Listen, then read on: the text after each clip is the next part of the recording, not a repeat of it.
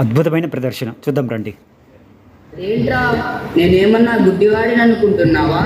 అక్కడ చెట్టు కింద ఎవరు ఆవుని కట్టేశారు.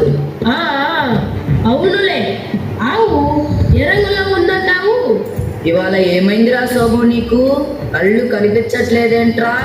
ఆ ఆవు నల్లగా ఉంది, దాన్ని కపిల గోవు అంటారట.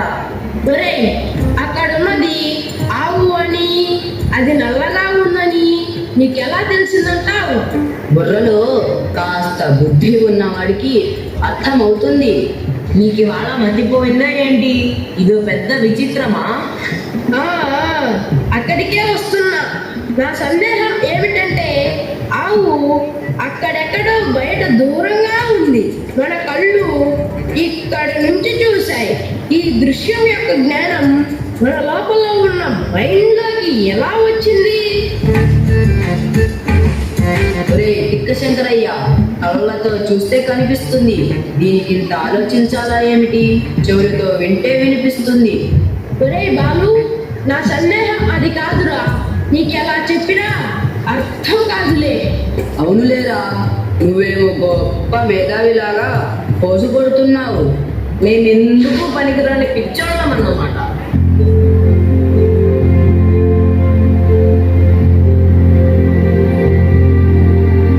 హరి ఓం పిల్లలు, ఏదో చాలా సీరియస్గా మాట్లాడుకుంటున్నట్లున్నారు. స్వామి, సోముకు ఇవాళ ప్రపంచంలో ఎవరికి రాని పెద్ద సందేహం వచ్చి పడింది. అవునా సోము, ఇంతకీ నీ సందేహం ఏమిటి? స్వామి, మనం ప్రతిరోజు ఎన్నో దృశ్యాలను చూస్తూ ఉంటాం, ఏవేవో శబ్దాలను వింటూ ఉంటాం. అవన్నీ బయట ప్రపంచంలోనే ఉంటాయి కదా. వాటి జ్ఞానం మన లోపలికి ఎలా వస్తుందన్న సందేహం నన్ను వెంటాడుతుంది. మీరైనా నన్ను అర్థం చేసుకొని నా సందేహాన్ని తీర్చండి స్వామి. భలే మంచి ప్రశ్న అడిగావు సోము. ఎంతో లోతుగా ఆలోచించే వాళ్ళకే ఇలాంటి సందేహాలు కలుగుతాయి. శ్రీను, బాలు, మీరు కూడా శ్రద్ధగా వినండర్రా. వింటున్నాం స్వామి. సోము, నువ్వన్నట్లు కళ్ళు, చెవులు మొదలైన ఇంద్రియాలు మన శరీరంలోనే ఉంటాయి. దృశ్యాలు, శబ్దాలు బయట ప్రపంచంలోనే ఉంటాయి, కరెక్టే. కానీ మన మనస్సు, బుద్ధి, చిత్తం లోపల నుండే పనిచేస్తుంటాయి. మనస్సు ఇంద్రియాలనే ద్వారాల గుండా విషయాలను తాకి ఆ విషయ రూపాలను ధరించి లోపలికి వస్తాయి. ఏంటో స్వామి, నాకేం అర్థం కావట్లేదు. ఓహో, అలాగా, ఇప్పుడు అర్థమైంది స్వామి. దీన్నే థియరీ ఆఫ్ పెర్సెప్షన్ అంటారు. మీరు ఫిజిక్స్లో చదువుకున్న థియరీ ఆఫ్ రిఫ్లెక్షన్ లాంటిదే ఇది. మనమేమీ చూడకపోయినా ఎప్పుడో చూసినవి, విన్నవి, ఎప్పుడో జరిగినవన్నీ మనసులో మెదులుతూ ఉంటాయి కదా. అవును, నిజమే. మన లోపల చిత్తం అనే మెమరీ కార్డు ఉంటుందిరా, అవన్నీ దాని లోపలికి వెళ్ళి పడతాయి. అదేంటో కానీ స్వామి, ఎప్పుడో జరిగినవి ఏవేవో గుర్తొస్తుంటాయి కానీ చదివిన పాఠాలు మాత్రం అస్సలు గుర్తుండవు. అవునరా, మొత్తానికి ఉన్న మాట ఉన్నట్లు ఒప్పుకున్నావు. ఒరే బాలు, బాహుబలి సినిమాలో హీరో పేరు నీకు గుర్తుందట్రా? ఓ, రెబల్ స్టార్ ప్రభాస్, హీరోయిన్లు అనుష్క, తమన్నా. అబ్బో, 6 ఏళ్ల క్రితం వచ్చిన సినిమా హీరో హీరోయిన్ల పేర్లు వాళ్ళే గుర్తుపెట్టుకున్నారా? అంటే నీ సినిమాల మీద ఉన్న ఆసక్తి చదువు మీద లేనట్లేగా? అవును స్వామి, మనిషికి దేని మీద శ్రద్ధ ఉంటే అది బాగా గుర్తుంటుంది. అంతేకాదు, జ్ఞాపకం పెట్టుకోవడం, మరచిపోవడం మన ప్రయత్నం మీద కూడా ఆధారపడి ఉంటుంది కదా స్వామి.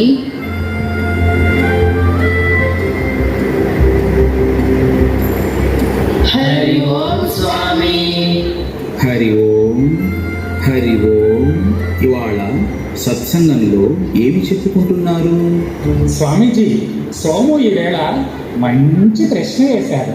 జ్ఞానము, జ్ఞాపకము, మరపు మనిషికి ఎలా కలుగుతాయో చర్చించుకుంటున్నాం స్వామీజీ. వెరీ గుడ్, మంచి టాపిక్నే తీసుకున్నారు. ఈ టాపిక్ గురించి మీరు ఇంకాస్త వివరంగా చెప్తే బాగుంటుంది అని అనుకుంటున్నాం స్వామీజీ.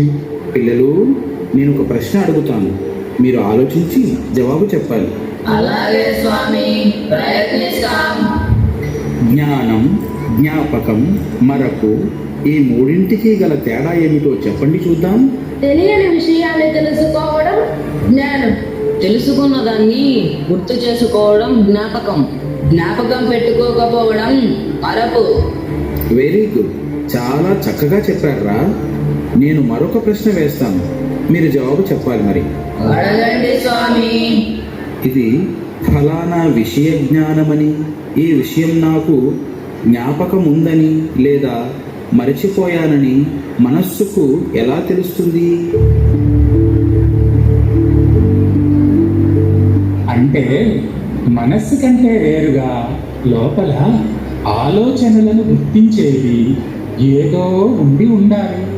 అవును రాము, దీని గురించి భగవద్గీత 15వ అధ్యాయంలో శ్రీకృష్ణుడు చాలా చక్కగా వివరించాడు. సర్వస్య చాహం హృది సన్నివిష్టో మత్తస్మృతిర్జ్ఞానమపోహనం చ వేదైశ్చ సర్వైరహమేవ వేద్యో వేదాంతకృద్వేద విదేవ చాహం.